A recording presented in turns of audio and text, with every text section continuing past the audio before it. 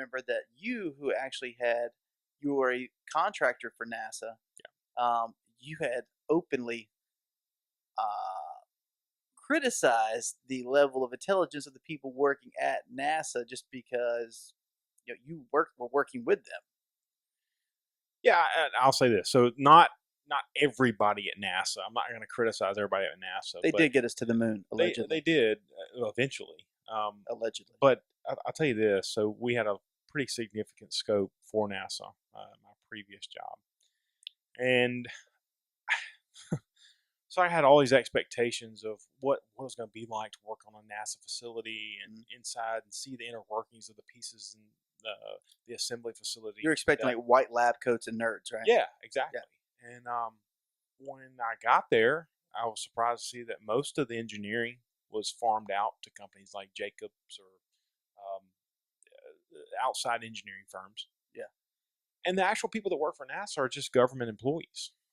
They're just people that are there, very similar to the military. Just kind of Really, that is. not gonna say this, but they're just hiding out, so to speak. Yikes. So the specific mission we were on was the core stage mission, which is the core stage in the Pathfinder that'll take us to Mars. Yeah. And the interstage tank and the core stage tank, which we were responsible for transporting from like an outside fabricator that they farmed out. Yep. We transported those components, which were huge. Yeah. 300 tons and above. 300-foot long by 28-foot in diameter. I mean, just these what huge are components. these? What do these components go to?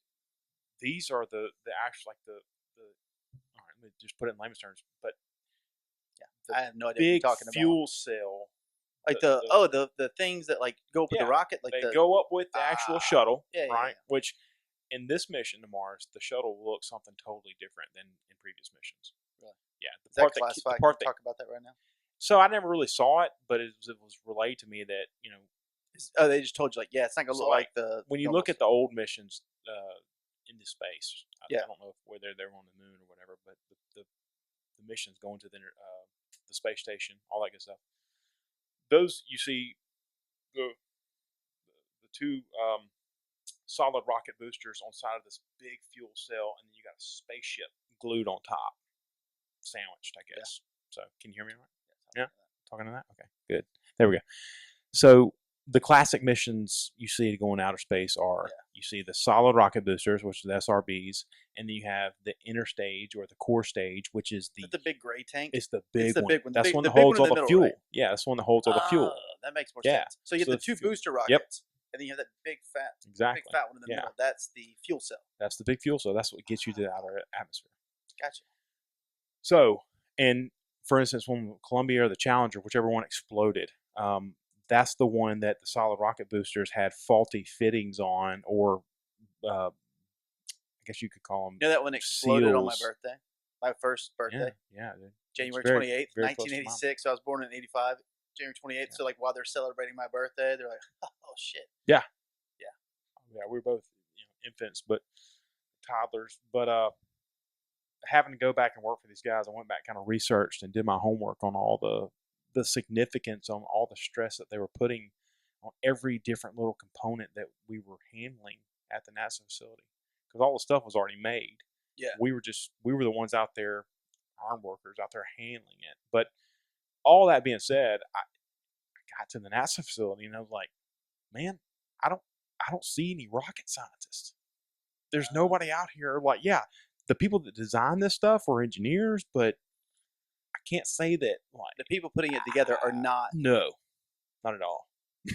pull that arm down a little bit. Like bend that elbow towards you. Towards me? Yeah. No. Like, see how I got my elbow kind of like this? I got you. Like that. No. Like that a little bit.